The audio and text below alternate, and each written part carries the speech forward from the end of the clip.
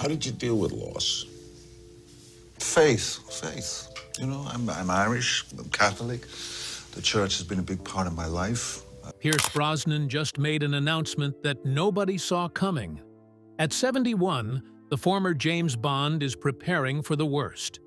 His first wife died of ovarian cancer at 43. Then his daughter died of the same disease at 41. Now something has happened that's forcing him to face his deepest fear. The man who played the world's toughest spy is dealing with a battle he can't win.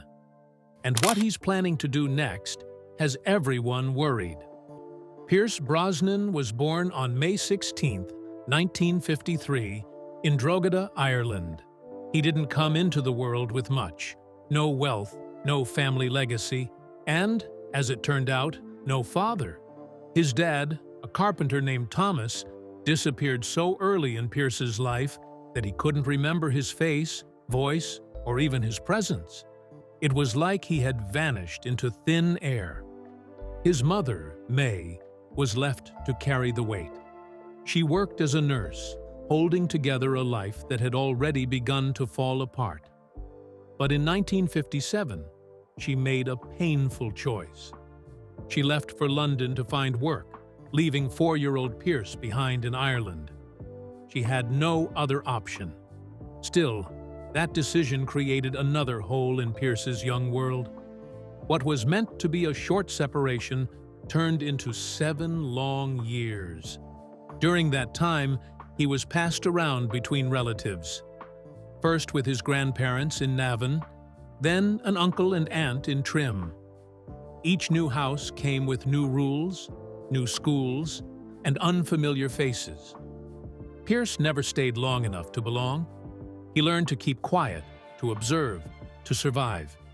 He was always the new kid, always the outsider. Teachers noticed something in him. He was bright, but withdrawn, always looking out the window, never quite present. Then everything changed in 1964. At age 11, he moved to Greenock, Scotland. His mother had remarried. Her new husband, William Carmichael, worked in a factory. He was kind and patient. But for a boy who had grown up without consistency, this new home brought mixed emotions. Pierce felt torn. He was happy to see his mother again, but angry too. And now, she had someone else, a new man in her life, a man who wasn't his father. Still, William tried. He taught Pierce small things, fishing, fixing things, how to trust again. He never pushed too hard. He never tried to replace anyone. One day, William took Pierce to the cinema. It was 1964, and the movie was Goldfinger. Sean Connery, as James Bond, lit up the screen. That night changed everything. Bond wasn't just a character to Pierce. He was the opposite of everything Pierce had felt. Bond was strong. Bond was confident. Bond was in control. And Pierce wanted to be just like that. By age 16, Pierce made another bold move. He dropped out of school in London and enrolled in St. Martin's School of Art.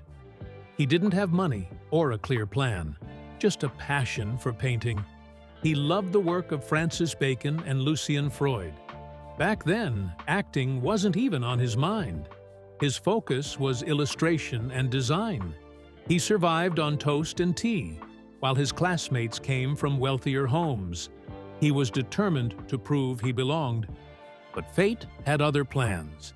In 1971, while still studying art, Pierce stumbled into a theater workshop in South London. He saw a fire eater practicing his act. Instead of walking away, Pierce asked if he could try. That one spontaneous moment rewrote his future. The group noticed something in him, a mix of bravery and natural presence. They invited him to join. He had never acted before, but now everything started to click. Just like Bond, he had entered a world of risk and charm. Soon after, Pierce joined the Drama Centre London. For 3 years, from 1973 to 1976, He trained harder than ever before. The school was intense. More than 60% of students dropped out. The teachers were tough. They broke students down to rebuild them. Some quit. Some had breakdowns. But Pierce pushed through. He worked side jobs. He studied Shakespeare. He even trained in mime and circus acts. It cost £1,200 a year, a fortune back then. But Pierce never gave up. In 1976, he got his first real break. A stage play called Wait Until Dark. It was a thriller, and Pierce played a character that made people uncomfortable. The director saw something cold in him, something unsettling. That edge worked. A year later, he took on a bold role in a difficult Tennessee Williams play, The Red Devil Battery Sign. The play had flopped in America, but Pierce brought it to life in London. Critics praised his performance. Suddenly, people were noticing. He moved to film next. In 1980, he had a blink-and-you-miss-it role in The Mirror Cracked alongside Elizabeth Taylor. He was on screen for less than 30 seconds. He earned just £50, but it was a start. That same year, he appeared in The Long Good Friday with Helen Mirren and Bob Hoskins. He played a minor IRA character. The movie wasn't a hit right away, but over time, it became a cult classic. And there Pierce was, quietly building his path to stardom. In 1982, Pierce Brosnan was barely known outside of the UK. He had done some British TV and theater work, but nothing major. Then something unexpected happened. He auditioned for a small role on a new show called Remington Steele. Not as the lead, but as a murder victim. That could have been it. One scene and done. But NBC's casting director saw something in him. They saw charm, screen presence, something magnetic. So they called him back, not for a minor part, but for the lead role. That decision changed everything. The original plan for Remington Steele was a seasoned American con man in his 50s. Brosnan was 29, young, Irish, and unknown in the United States. Still, the producers took a gamble. Over 200 actors auditioned, many of them well-known Americans. Brosnan got the role. His Irish accent almost cost him the part. Executives feared American viewers wouldn't accept a foreign lead. But once he stepped into the role, he was Remington Steele. Cool, smooth, mysterious, and audiences loved him for it. The show premiered on October 1st, 1982. Right out of the gate, it was a hit, NBC's second highest-rated new series. In its first year alone, 15.6 million people tuned in each week. But it wasn't a smooth ride. The show was actually canceled after its fourth season in 1986. Fans were furious. The studio changed its mind. It came back for one last run. The final episode aired in February 1987 and drew nearly 26 million viewers. That's the kind of send-off most shows only dream of. At its peak, Remington Steele was making NBC over $50 million a year just from advertising. International sales added another $200 million. The show aired in more than 80 countries. And something strange happened in America. Between 1983 and 1987, applications for private detective licenses jumped by 340%. Brosnan's cool, clever character had clearly struck a nerve. But success came with a price. Only 2 months after the show started airing, critics were already saying Brosnan should be the next James Bond. In January 1983, Entertainment Weekly called him the most Bond-like actor since Sean Connery. Just a few months later, Bond producer Albert "Cubby" Broccoli reached out. He was watching, and he was interested. By 1984, the speculation exploded. NBC leaned into it. Their marketing hinted at Brosnan's secret agent vibe. TV Guide ran a cover with him asking, "The next 007?" Even Ian Fleming's widow, Anne Fleming, publicly said that Brosnan looked and acted exactly like what her husband had envisioned for Bond. At the same time, Brosnan was getting serious critical recognition. That same year, he was nominated for a Golden Globe for his role in Nancy Astor. It was only his second major TV role. He was up against legends, Anthony Hopkins, John Gielgud. Still, Brosnan nearly won. Industry insiders said he lost by just 3 votes. His performance impressed even the real Astor family, who had originally opposed the series. His Bond journey, though, wasn't going to be simple. Most people think he was first offered Bond in 1985. Not true. He was actually considered for the role in 1983, for A View to a Kill. Roger Moore was unsure about doing another film, and Brosnan was on deck. He'd met Broccoli on the set of For Your Eyes Only, where Brosnan's wife, Cassandra Harris, had a small role. Broccoli took one look at him and said, "If he can act, he's my guy." But the studio panicked. They offered Moore a huge payday, over $3.5 million, to return. So Brosnan's shot was delayed. Again. Then, in 1986, something even worse happened. Remington Steele had been canceled. But when word got out that Brosnan might be the next Bond, the show's ratings surged. NBC saw a chance. They reversed the cancellation and ordered a short 5th season. Brosnan was still under contract. That meant he couldn't film Bond. It was brutal. The attention he got from being linked to Bond was used against him. He was stuck. And while he finished the final season of Remington Steele, Bond producers moved on. Timothy Dalton got the role. That moment changed everything, for Brosnan and for Bond. Dalton was Brosnan's friend. Losing the role hurt, but he had to smile through it. Dalton's version of Bond was darker, grittier. It didn't go well.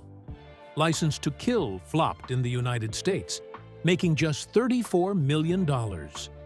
Brosnan watched from the sidelines. He knew he could have brought something different. Between 1986 and 1994, what fans call the lost years, Brosnan didn't disappear. He made smart choices. In The Fourth Protocol, 1987, he played a British spy in a Cold War thriller. It wasn't Bond, but it was close. He starred in Nomads, 1986, showing his range in a supernatural role.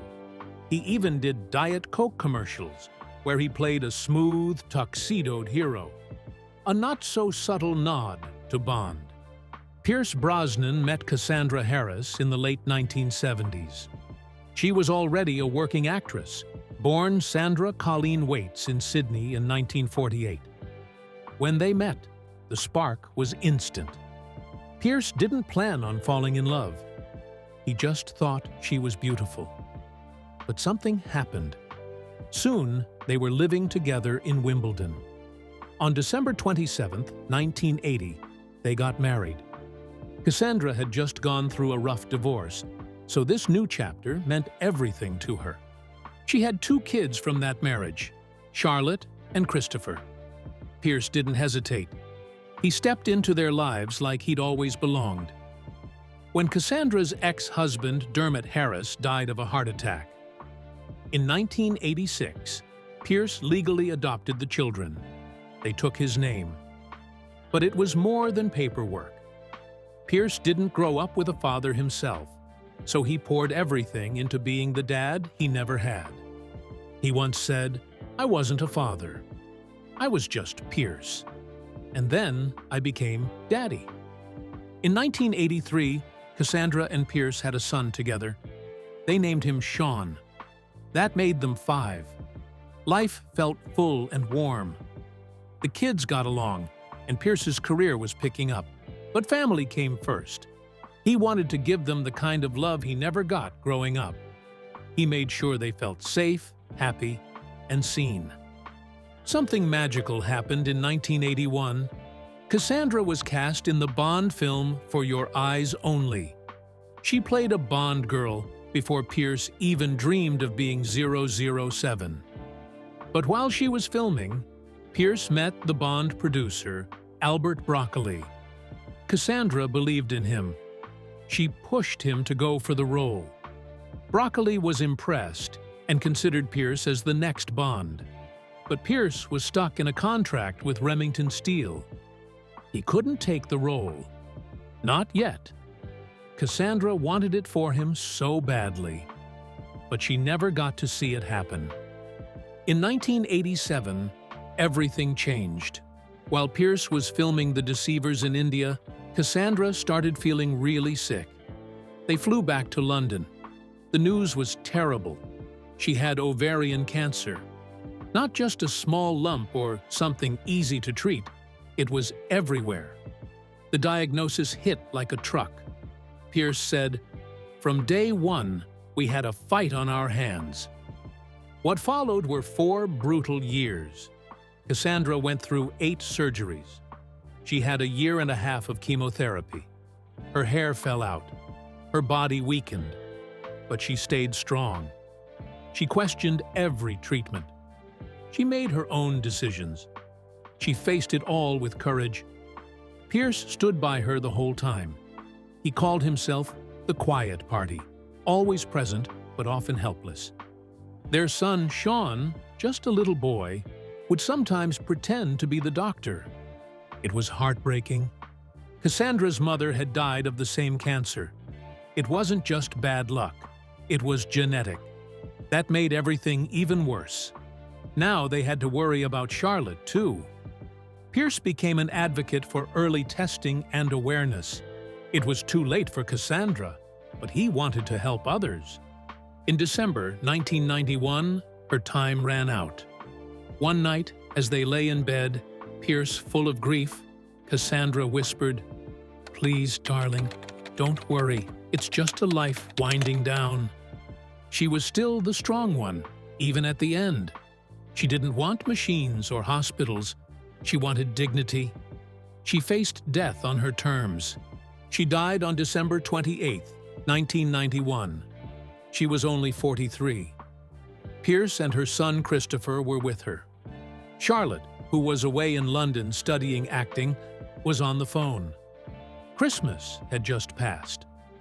While others were celebrating, Pierce was planning a funeral. And then came the hardest part, telling 8-year-old Sean that his mother was gone. Pierce suddenly had to raise 3 kids alone. Sean was 8, Christopher was 19, and Charlotte was 20. He said it was the first time he had felt real grief. It overwhelmed him, but he kept going. He said Cassandra made him who he was. "She's forever in every fiber of my being," he later said. Pierce Brosnan was finally cast as James Bond in 1994. What made it even more personal was his wife, Cassandra Harris.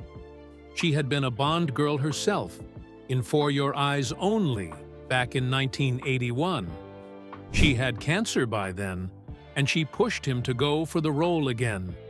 She wanted to see him become 007 before she passed. So when he finally got it, it wasn't just a victory. It was heartbreak and triumph all rolled into one. His debut in GoldenEye was a make-or-break moment, not just for him, but for the whole Bond franchise. The film had already burned through directors, and its budget had jumped to $60 million. MGM was nearly bankrupt. If it failed, Bond would have ended right there. But GoldenEye made $353 million worldwide. That tank chase scene through St. Petersburg alone cost $8 million.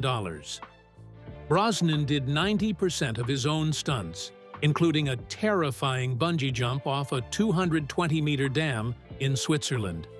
It was so dangerous, insurance companies refused to cover it. The film was released exactly 30 years after Sean Connery's final official Bond film, Diamonds Are Forever. It wasn't just another movie. It was a resurrection. And it worked.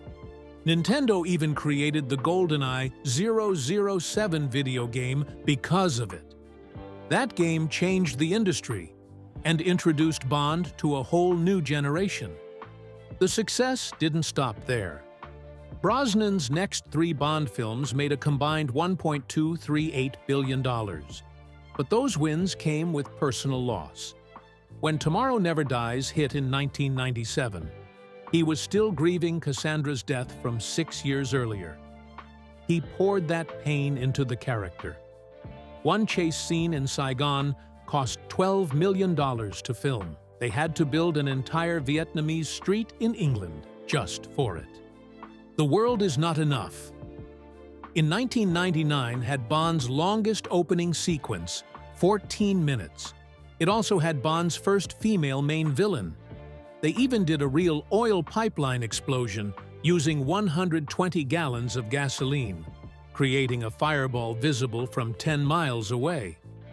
Then came Die Another Day in 2002. It celebrated Bond's 40th anniversary and nearly killed Brosnan. A parasurfing stunt went wrong and he got pulled underwater by 30-foot waves. He ended up in the hospital with hypothermia. That same movie featured a $300,000 invisible Aston Martin and a massive ice palace set in Iceland made with 1,000 tons of ice.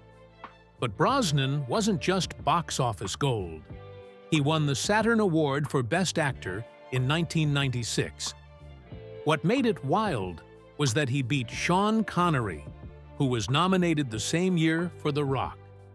It was the first time a current Bond outshined a former one. Even Steven Spielberg called Brosnan after GoldenEye to offer him the role of Indiana Jones. Brosnan turned it down to stay loyal to Bond. That decision likely cost him $50 million, but it showed how committed he was to the role. Everything seemed perfect. Then came 2004. He was in the Bahamas filming After the Sunset. Life was good. He'd done 4 Bond films that earned $1.4 billion. He was in great shape, training, pitching ideas for Bond 21. Then, at 2:47 p.m., his phone rang. The producers cut him loose. No warning, no explanation. The call lasted 47 seconds. "You were a great James Bond. Thank you very much. Goodbye." That was it. What made it colder was how well his films had performed. Die Another Day had made $431.9 million, the most ever for a Bond movie at the time. But producers had already decided they wanted a younger Bond. They waited until he was alone and vulnerable to deliver the blow. In just 3 days, everything changed. 3 movie deals disappeared.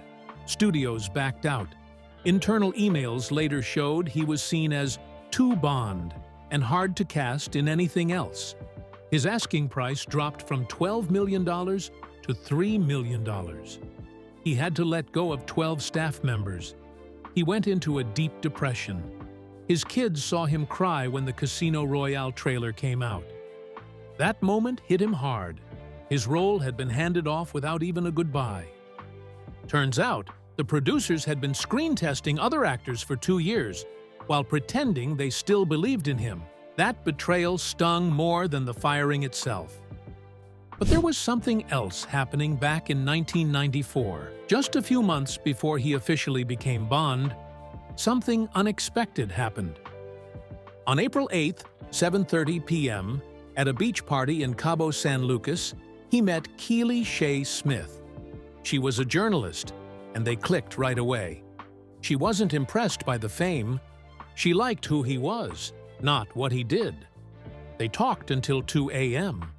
He flew her to meet his kids within 3 weeks. She moved in 6 months later. Their connection was real. And years later, that relationship became the one thing he could count on when everything else fell apart. In 2001, they got married in Ireland. The ceremony cost $2.3 million.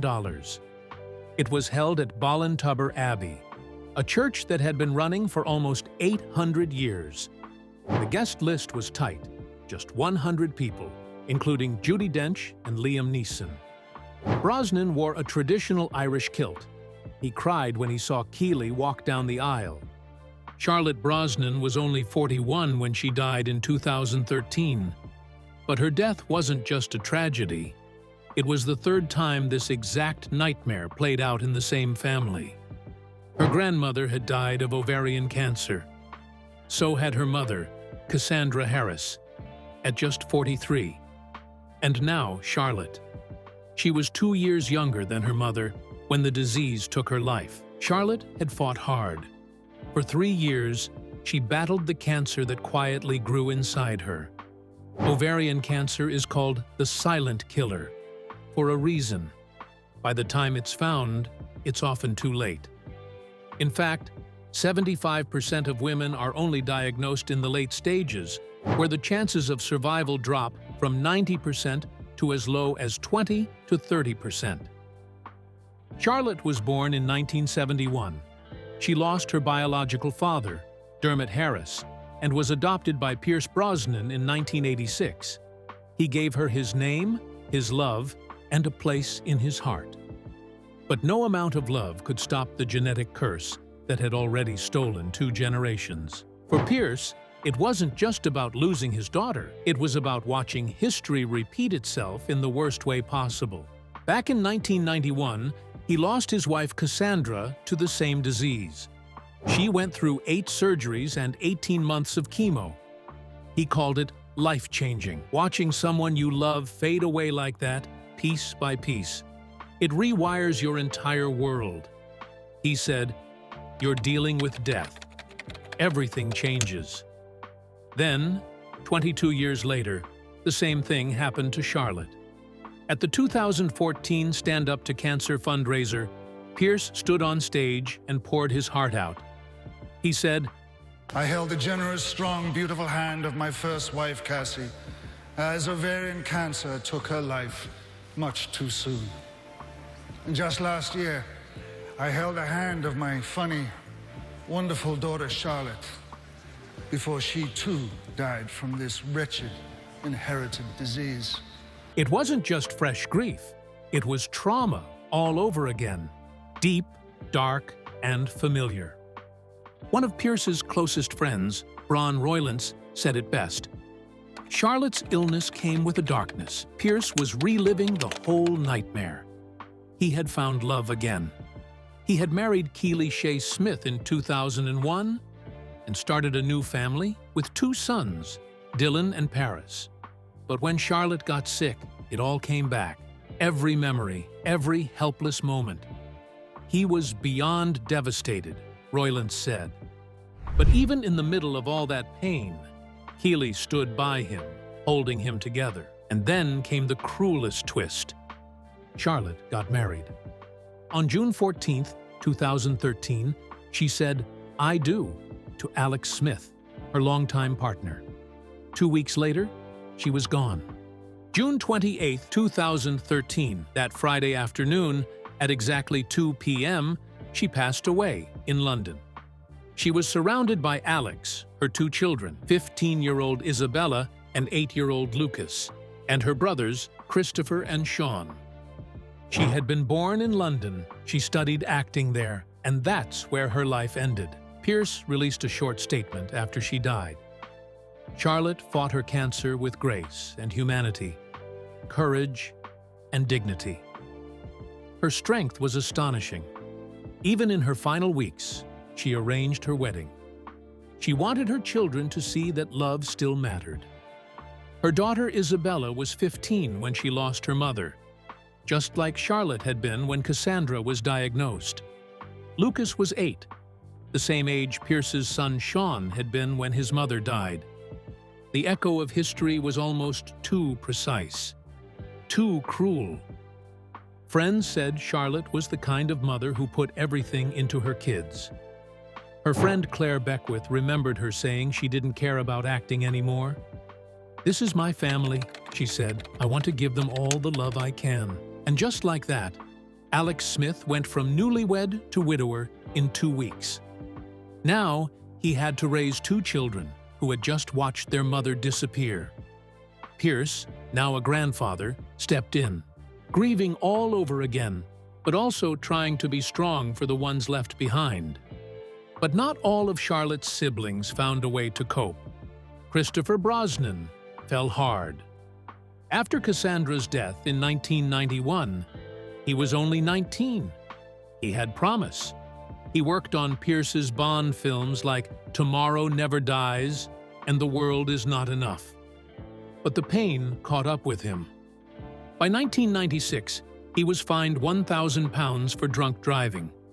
A year later, he went to jail for 3 months for doing it again.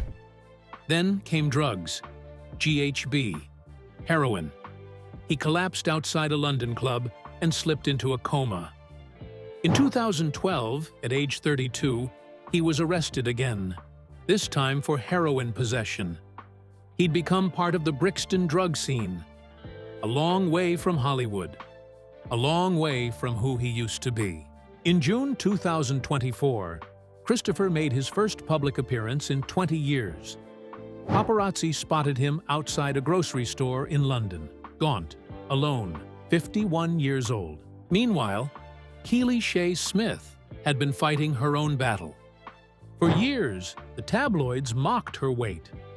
They showed before and after pictures, comparing her young body with how she looked after motherhood. Trolls flooded the internet. Pierce wasn't having it. He defended her in a now famous post. "I love every curve of her body. She is the most beautiful woman in my eyes. And also because she had our 5 children." Keely, now 61, dropped 100 pounds in 2024.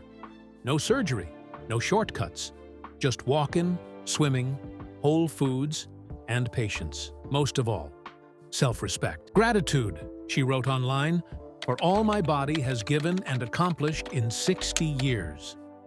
In August 2024, she and Pierce celebrated 23 years of marriage. 31 years since they met through tragedy, scandal, and grief. They stayed strong. At their anniversary, Pierce called her his North, South, East, and West. Keely replied, "You are the finest, loveliest, tenderest person I have ever known." They were just seen supporting George Clooney's Broadway debut in April 2025. Keely in a black lace dress. Pierce, still charming, still steady. Despite everything, he keeps working. He was cast as Dr. Fate in Black Adam in 2022. The director said Pierce had the perfect mix of power and calm.